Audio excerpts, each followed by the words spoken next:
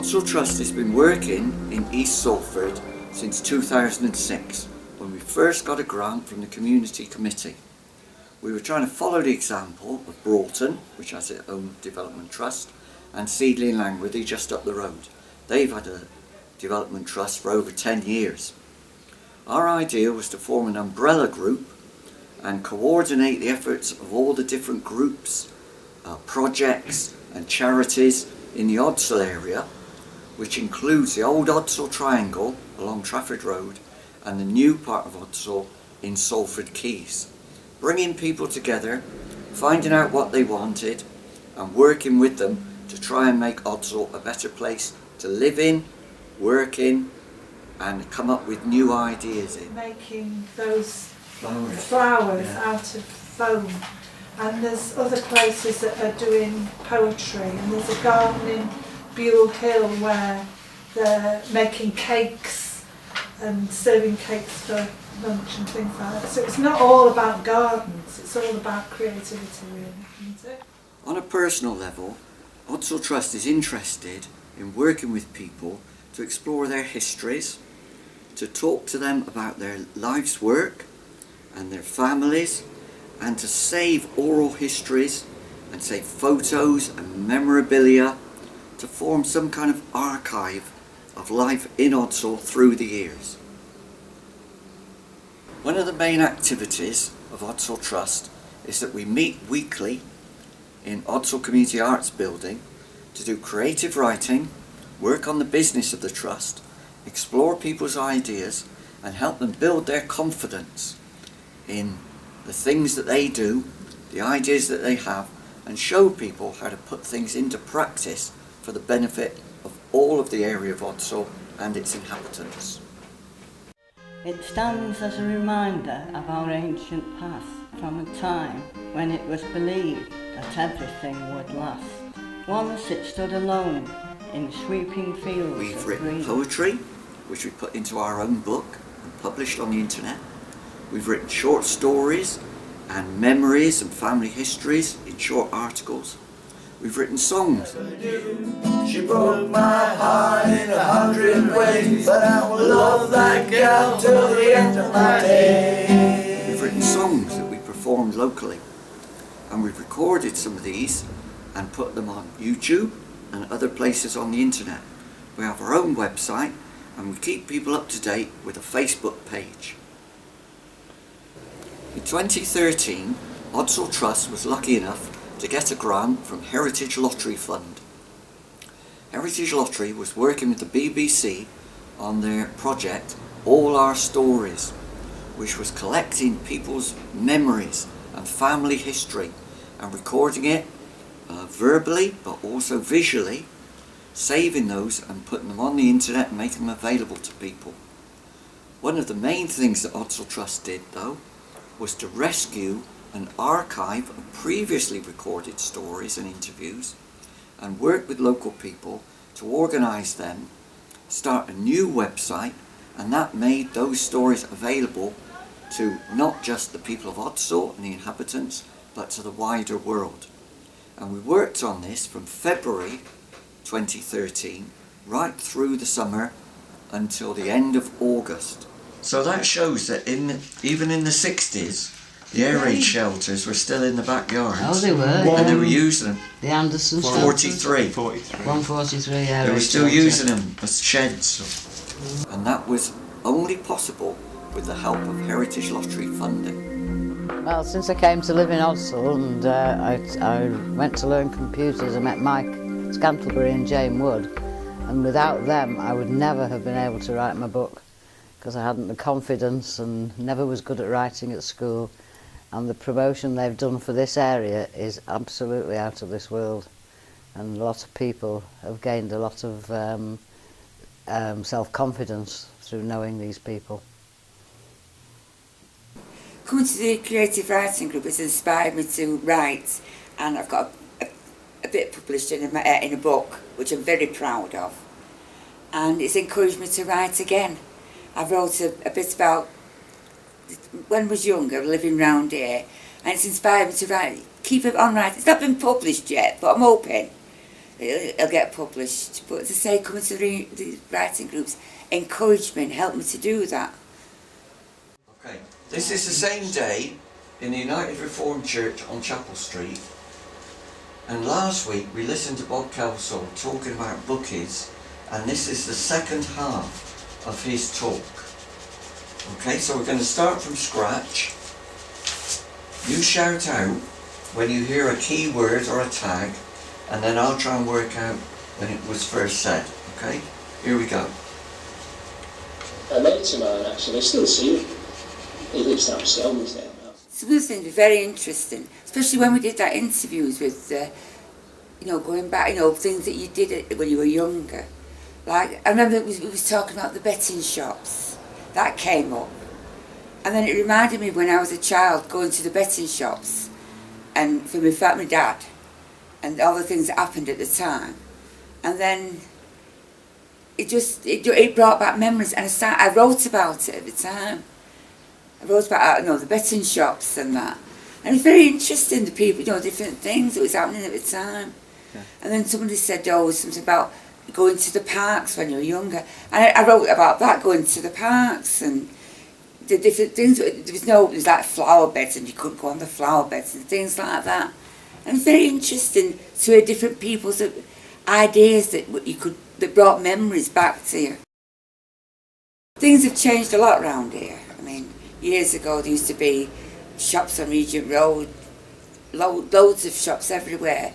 Back streets, every street had a shop that you could go in. That was your shop, your chip shop, that was yours.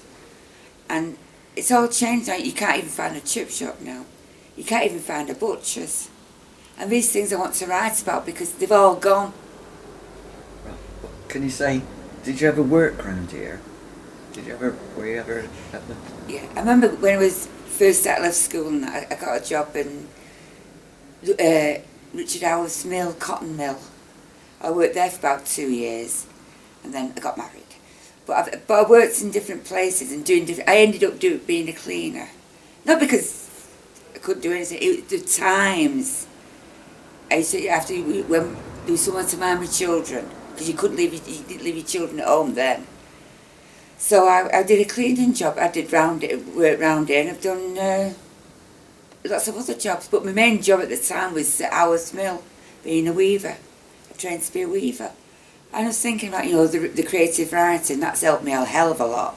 I mean, I come every week now, and it's been I get the companionship of people talking to me, and different interests that you can have with, I don't know, they talk about different things, and then it gives you ideas what to talk, what to write about, things you've forgotten, and then they bring these memories back, and then you sit down and you start to write about them. There's different elements coming in at the last moment. It all comes together, a big 20 or a big birthday cake, and that's the woohoo. Or it could come this way. Channel 4 advert where you've got the 4 main. That's You sort of thing. Can I just if you're the hall? Oh no, I'm not the hall. Yeah, you are. Yeah, Shannon's you the could hall. have ropes over the top.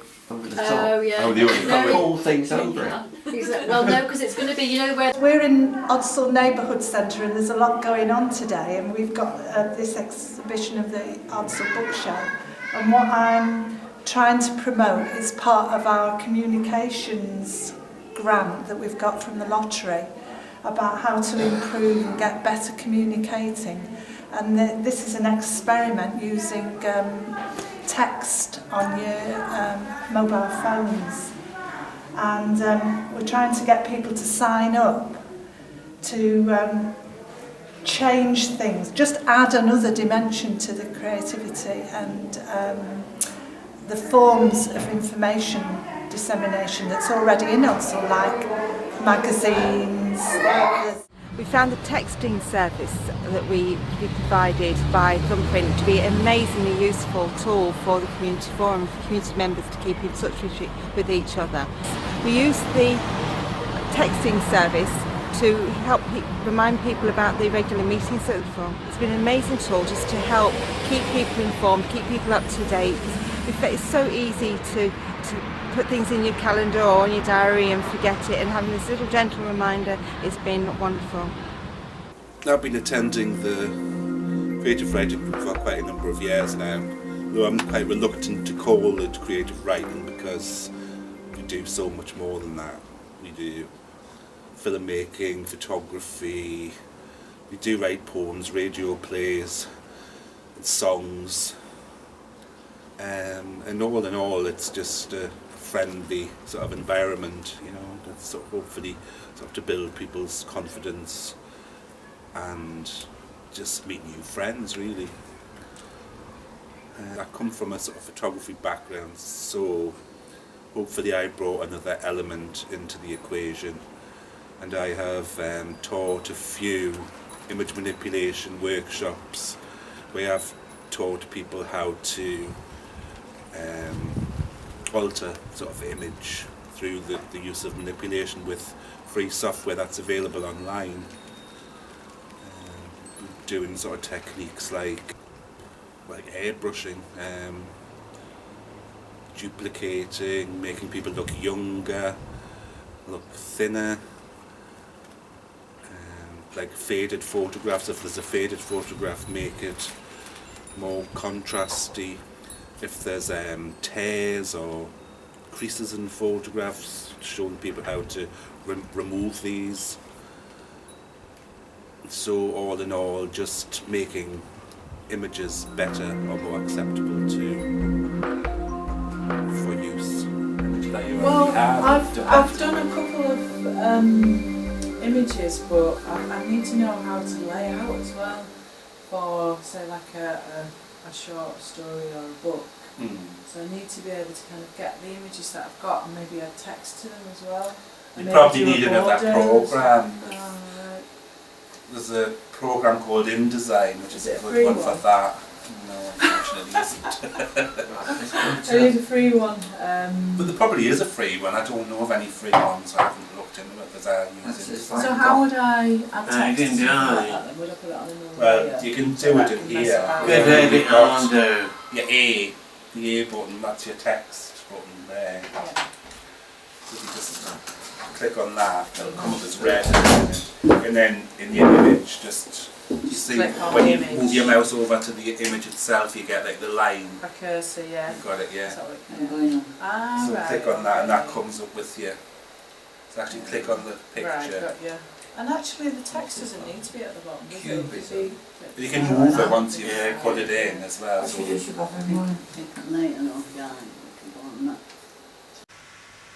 in August 2013, Ordsall Library set up an Ordsall Trust bookshelf to promote local writers in the area. The library organised a book launch event which included a screening of Ordsall Trust activities and a chance for local people to meet the authors.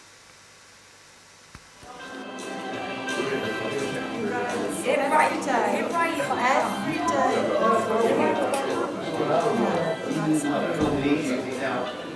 He writes every day, 2 hours a day, 1 more hour in the morning. Which was, that is it when you put it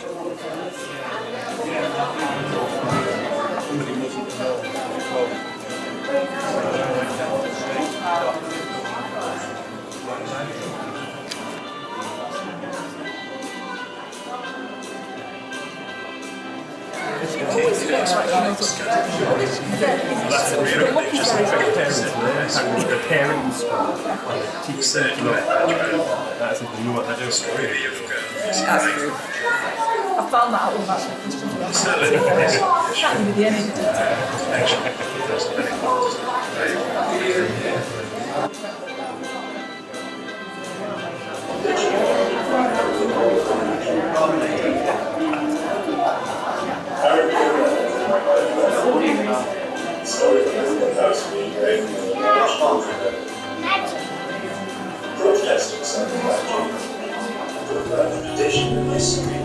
Meet every Wednesday at 10 AM in Gail's Kitchen.